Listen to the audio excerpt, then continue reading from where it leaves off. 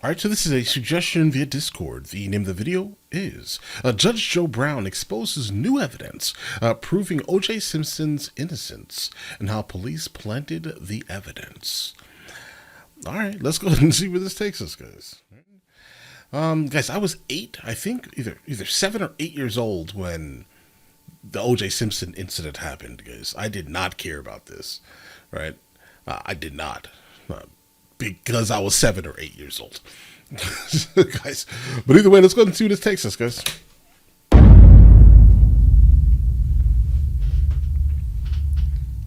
I want to ask you about O.J. Simpson. Do you feel like he did it or no? I know Johnny Cochran well. His number's in my phone. I've known him since. You cannot call Johnny Cochran. He is no longer with us. I know Johnny Cochran well. His number's in my phone. I've known him since 1966. Okay. He and I discussed what his strategy was. There is a reality, and his strategy dovetailed into the reality. They did not have a case against him. I listened to every scrap of the trial. I recorded it in my chambers, court chambers. I was a bachelor then. And I would listen to Nancy Grace, who would say, the evidence against OJ was devastating. There's no way he'll escape the consequences for this.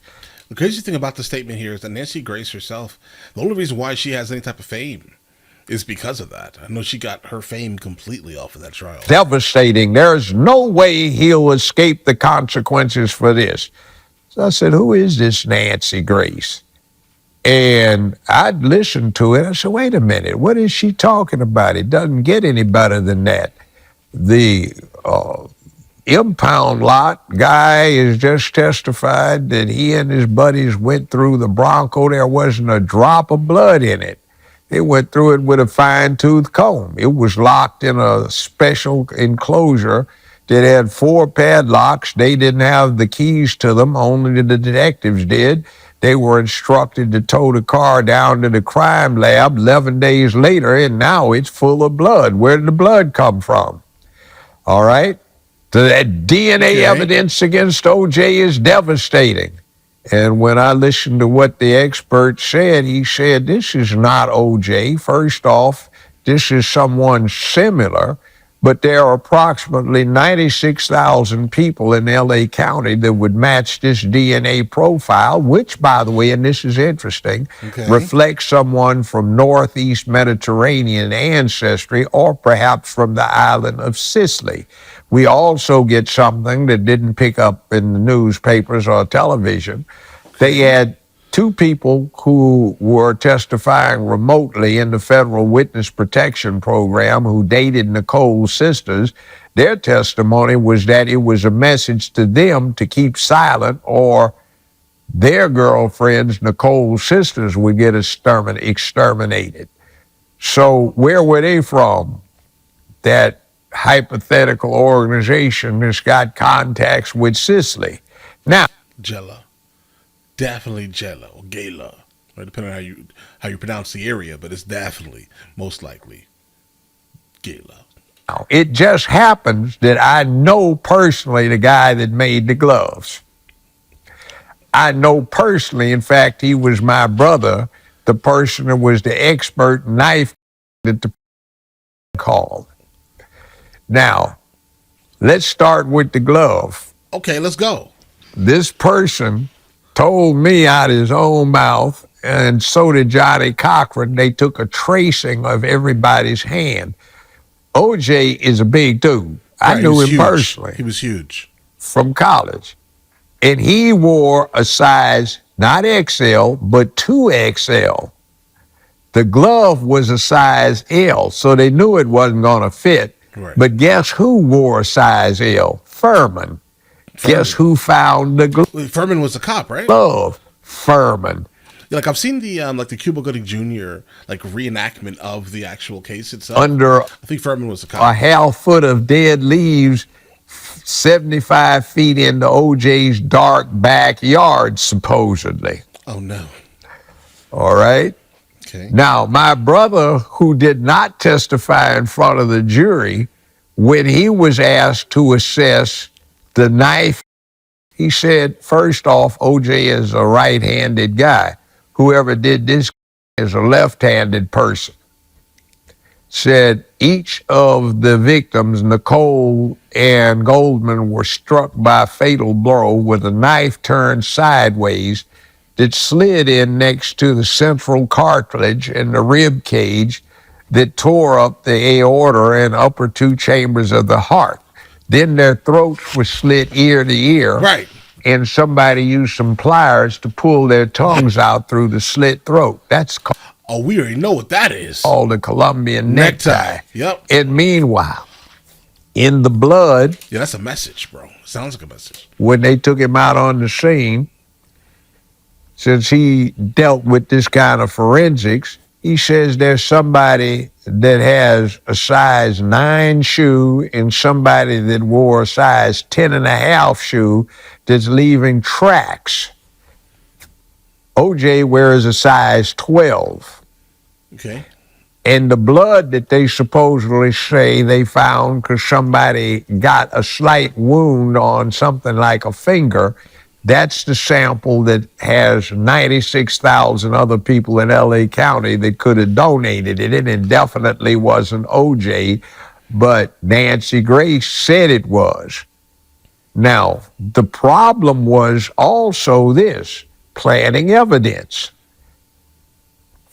The jury saw this, Go ahead. and Cochran brilliantly used it in final argument, a split screen. There had been so many instances where people were accusing LAPD of coming in and stealing from upscale homes that they had a security squad that would be sent in to video a scene before the crime scene detectives started their work so you could see what was in there. Well, 1:14 on the clock in the video, you can see them video the foot of the bed. There are no bloody socks. There are no socks in there at all. It's well lit. About 5 minutes later, you can hear this, "Sir, who are you?" And you can hear somebody who is identifying himself as Detective Furman, and they tell him he has to leave immediately. The jury saw this. Cochran is arguing from this at final argument. A few minutes later, "Sir, didn't we tell you you had to leave? Detective Furman, isn't it?" "Yes, sir. You got to go out of here right now." And they pan the camera around. Right. And where is Furman? You can see through Oh, the bed? Is he by the two bed? doors into the bedroom. Don't say he's by the Furman bed. is standing right there do it. at the foot of the bed. Oh my God. 35 minutes later, when crime scene's in there, right where you saw it, 1:14, no socks at all, completely clear, right where you later saw Furman, you see now Socks. bloody socks. Now, what's the inference? Furman planted the bloody socks. You find that Furman has testified he found the size X glove that fits him, that does not fit OJ, but his story is he finds it under a half foot of leaves deep inside OJ's backyard after he climbs the fence. Furman lives 28 miles away. He's off duty, but for some reason, he comes to the scene 5 minutes after the murder occurs. Okay, so I have multiple questions. Again, I've seen that like special that they had on TV or something like that, guys. Right? This was a couple of years ago, many years ago. I think when it came out, at least. And that was the last I've heard of it. But guys, has Furman been looked at? Because this is pretty damning. We have a judge saying all of this. He's saying there is actually video footage. I need to now see the video footage for myself before I can actually give a solid opinion on it. But as of right now, bro, guys, go get Furman. Go pick him up right now. Around immediately. Comes to the scene 5 minutes after the murder occurs. He also was subject to testimony that he had been over to visit Nicole at least 11 times, and he was trying to talk to her, date her. There was also evidence that the jury here heard that, by the way, Nancy Grace said nothing about, where O.J. caught her giving a head job to somebody on the couch, having sex with somebody on the couch, and the witnesses all say he was mad, but in the lines of, don't you know that the kids could come down and catch you? Why don't you deal with somebody who's not so broke they don't have an apartment or a hotel or a motel? If you need it, goddammit, I'll give you the money. Just don't spend it on drugs. If O.J. did what they said, he had just returned from a recital with his two daughters, he would have had to been prepared. Baby, girl, if you hear mama screaming, it's just daddy her. Go tell your baby sister not to panic. I won't hurt anybody. That is not the way it went down. All that stuff in there was garbage. Okay. The jury stayed out less than half an hour from people that I talked to who were present. Mm-hmm. Later, after I had the show, after I got a chance to look through all of the evidence, because some judge that I had recruited to UCLA happened to be granting me access to look at the pictures and look at the physical evidence. Was that allowed, Judge Joe Brown? I don't know.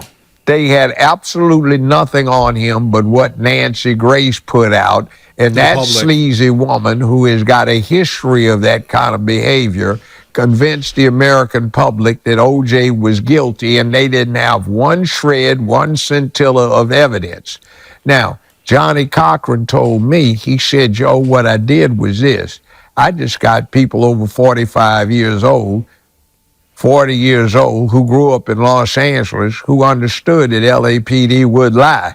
So they weren't freaked out by the proposition, and they just found LAPD was telling a big lie. That's basically what it was. They planted the evidence. Now, you want to get the kicker? There's what they call the Rampart scandal. The 4 chief detectives in the O.J. case went to jail for planting evidence that resulted in 128 men being released from the California penitentiary because these low-down bastards planted it. These are Oh, my God. the same 4 chief detectives involved in the O.J. case. Also caught on tape was one of these lab technicians bringing O.J.'s 10 cc sample of blood back to the scene. What did you do with it? Well, I don't know. Did you bring it back to the lab? I think I lost it on the scene. The testimony they got from somebody that was an expert in that was that the blood sample you got, they tried to plant 10 cc's of O.J.'s blood, but it had decayed, so they didn't get anything out of it. But fortuitously, somebody else there that did do a little bleeding, which couldn't have been O.J. because he had no wounds. Right. And they brought in an airline co-pilot to testify that he got O.J.'s autograph in the flight log, and he had no wounds. And the guy sitting next to him played blackjack with him all the way to Chicago, said he didn't have any on his hands. So they tried to plant the evidence. And that's exactly what they did. Okay. Like Johnny Cochran said, it was a rush to judgment. And actually, most of the defense lawyers I know and several of the criminal judges I know at the time who looked at this said they had probable cause to indict Furman, but they didn't.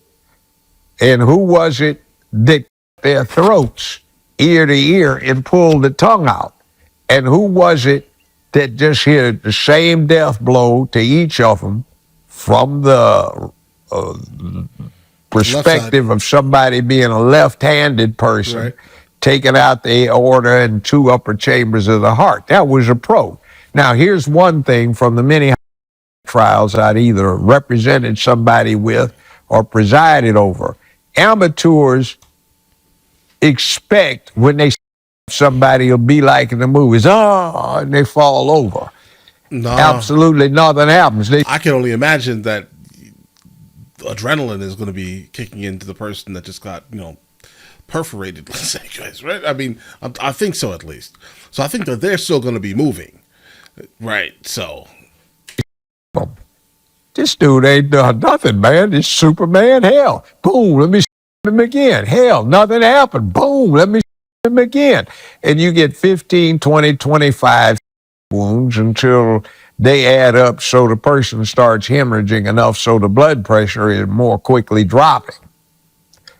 A pro knows I just him. He might not act like it for a little while, but he's dead. And it was a pro that did it, and there were at least two people on the scene who are responsible for it. And there you go. That would exclude OJ. So actually, from some of the courtroom personnel and a couple of judges who peeped in on the trial, they said they didn't have anything on OJ.